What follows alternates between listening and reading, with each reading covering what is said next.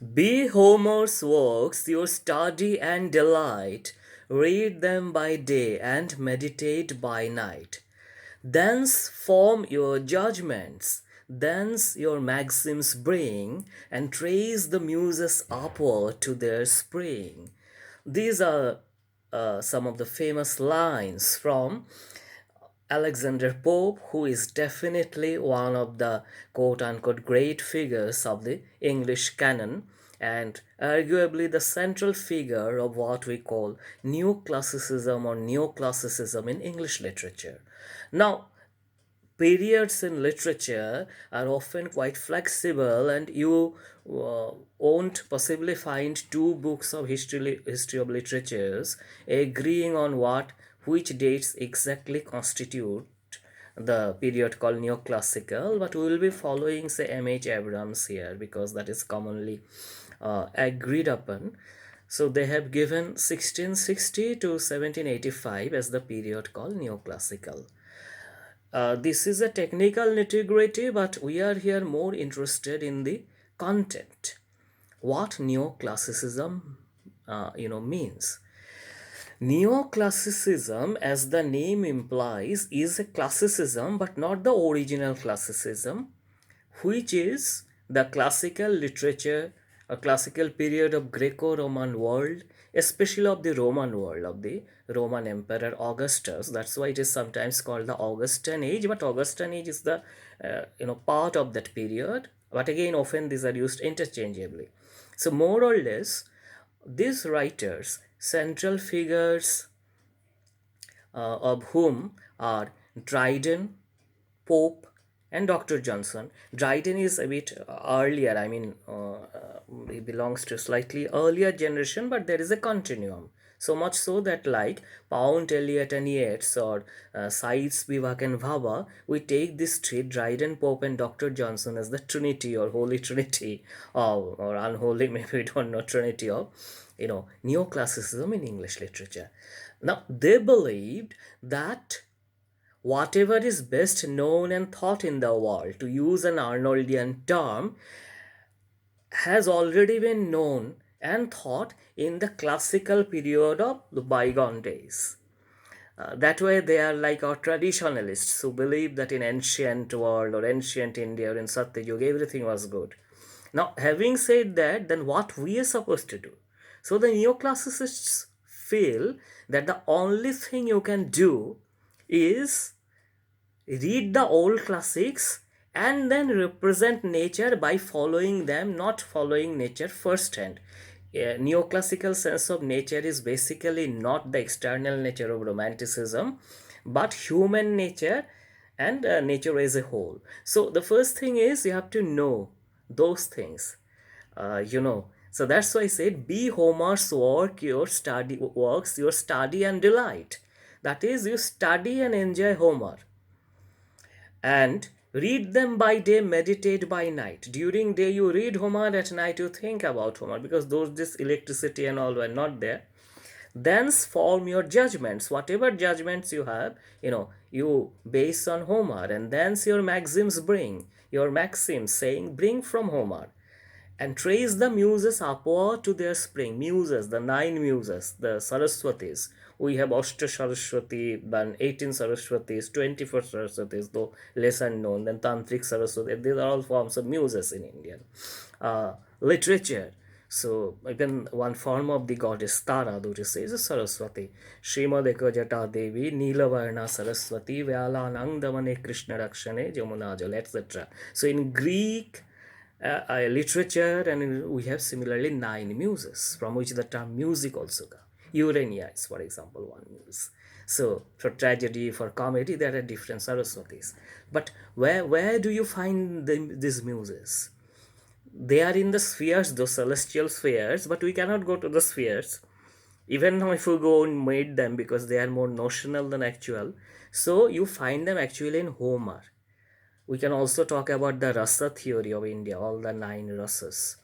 Anyway, so Pope says, read Homer again and again and follow nature through Homer and imitate Homer. So that is what they did, all of them.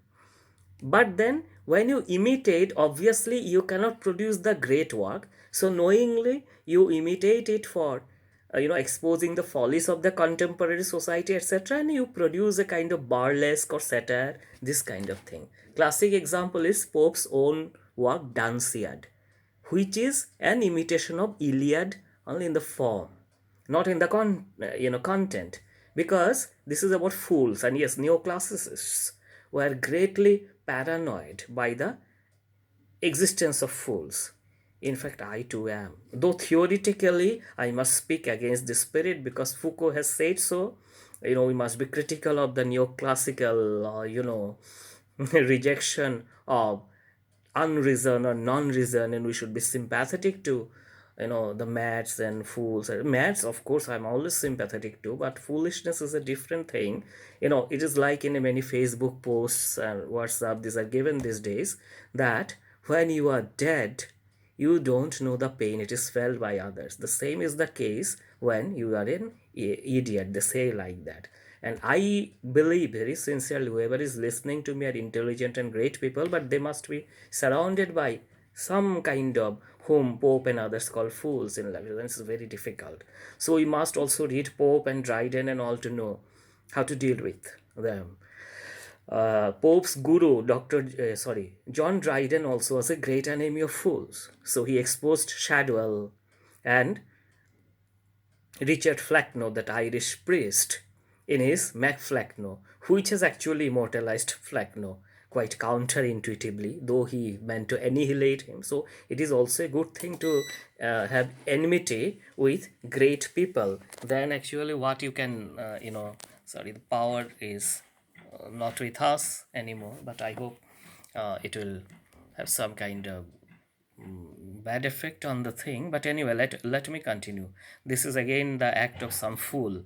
So what we can do is we can follow Dryden, Johnson, and Alexander Pope, and know how to avoid or annihilate the fools. So there he says, John Dryden, Shadwell alone my perfect image bears, mature in dullness from his tender years. Such an unparalleled oxymoron, mature in dullness from his tender years. First of all, Shadwell is mature, but in what? In dullness. It is like Milton's darkness visible. Then again, mature from his tender years. And if you have followed my lectures on enlightenment and Foucault's critique of enlightenment, you must not be able to, or you must not miss that debate over maturity and immaturity, or the progression, first of all, from maturity to immaturity that Kant had indicated. So it is all there in the enlightenment and neoclassicist continuum. So you have to follow the great, but to devastate, lodge devastating attacks basically on the follies and foibles of your contemporary society, as we speak in the context of restoration comedy. So another superb example by Pope of a work of Pope is that same thing. Another thing in this epistle to Dr. Arbuthnot. So many fools have been exposed there. And Dr. Johnson moves from foolishness to other kinds of crimes. So in his London, he again exposes the shortcomings of London, which is again an imitation of another satire, or rather another poem of classical antiquity. And there he characteristically criticizes London as the city of vices, which may be useful for people who are working on the critique of the literature of city, etc.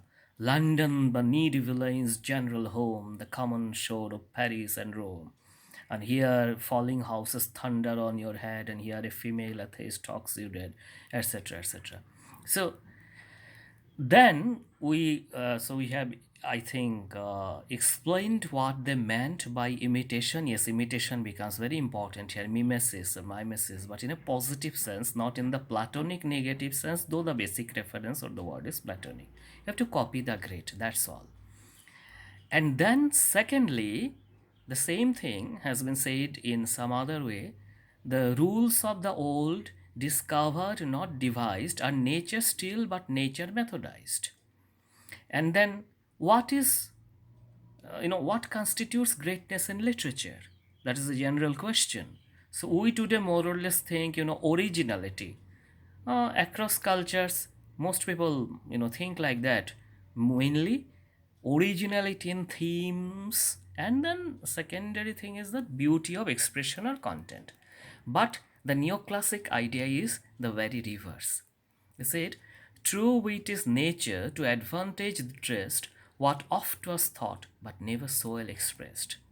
So, greatness lies in, or true wit lies in, expressing not something really new, but what has already been there, however, have never been expressed that well. And they lived true to the spirit of their philosophy, I must say that. Uh, Even when it is said that a wasteland was originally written before the publication of this original manuscript, T.S. Eliot submitted his guru, that is Ezra Pound, and then there were a lot of mimicry of Pope. Pound said you cannot do that. You can only mimic a poet who is lesser than you. But Pope is the master of epigrams. You cannot, so you remove this. So Eliot had to remove this. So Pope is like that, Dryden is also like that. And at time, Dr. Johnson more so in prose than in poetry. His poems, though not many, like London and then Vanity of Human Wishes, but then his prose, especially the dictionary definitions, are quite devastating. Now, you have to know that this is the second meaning, that what oft was thought but never so well expressed. Then the concomitant issue of style. Since you will be expressing or re expressing what was already known, style is of central importance than content in neoclassical poetry. So, more or less, they are like formalists, or they prefigured the formalists who said that poetry basically is an indirect expression of speech, expression of day to day speech, or literariness is constituted by the style of expression, not so much the content. So you have to practice and become perfect. So Pope defined it again, a Pope epigrammatically, is a master of epigrams in another couplet. True ease in writing comes from art, not chance, as those move easiest who have learned to dance. That is, the felicity or ease of writing comes not from chance or your merit or your talent, whatever, but by art or by practice. So you may not agree, and possibly you also don't agree, because no matter how much so ever you try your hands at epigram, you cannot possibly write like Pope ever. And this has been an age-long debate, of course, which one is more important, birth or upbringing, that is, heredity or your environment. And currently, of course, the genetics is in favor more of heredity in case of genius. We cannot become an Einstein or Shakespeare, etc. But the neoclassicists did not believe that. So it. So in a way, though they were elitist, but in this manner or this matter, they were democratics also. So you can acquire something. You need not be born with poetic talent. With practice, you can acquire this. So I repeat, true ease in writing comes from art, not chance. It's those move easiest who have learned to dance. So these three or four important quotes from Alexander Pope, the central figure of Neoclassicism, I use here, or I have used here, to explicate his or their philosophy, his philosophy or their philosophy in their own words.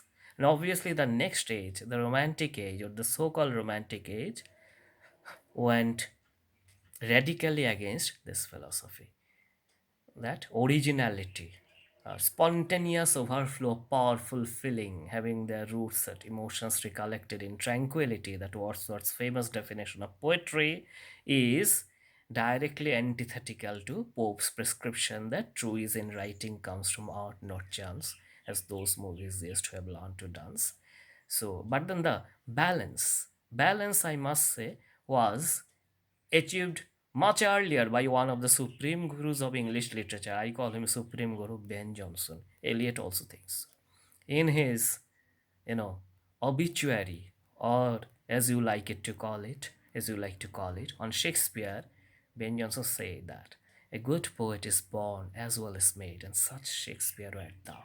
So he recognizes both originality and training. Though generally we are more prone to think Ben Jonson only as a classicist, but such quotes from Ben Jonson shows that his classicism did not exclude the place of talent. So both are necessary. And this is the spirit also expressed by Longinus in his On the Sublime, who is known as the first romantic critic. Generally, Plato, Aristotle, and Longinus constitute again the holy trinity of classical criticism in Indian universities' MA English syllabuses. Abroad, sometimes Longinus is replaced by Horace, but generally, this is the pattern. So, Longinus begins with this. When he is questioned that can talent be really nurtured, he says yes. Though talent is original, but it can be and should be controlled, he says they need the spur as well as the curb, using an imagery from or parallel from horse riding. So thank you so much, and cars be on the electricity board for discontinuing my power supply as I was discussing this very important thing. But anyway, this possibly shows that the classical age was better. Homer meditate by night as there is no electricity. I said in the beginning, and then the power went off. Thank you.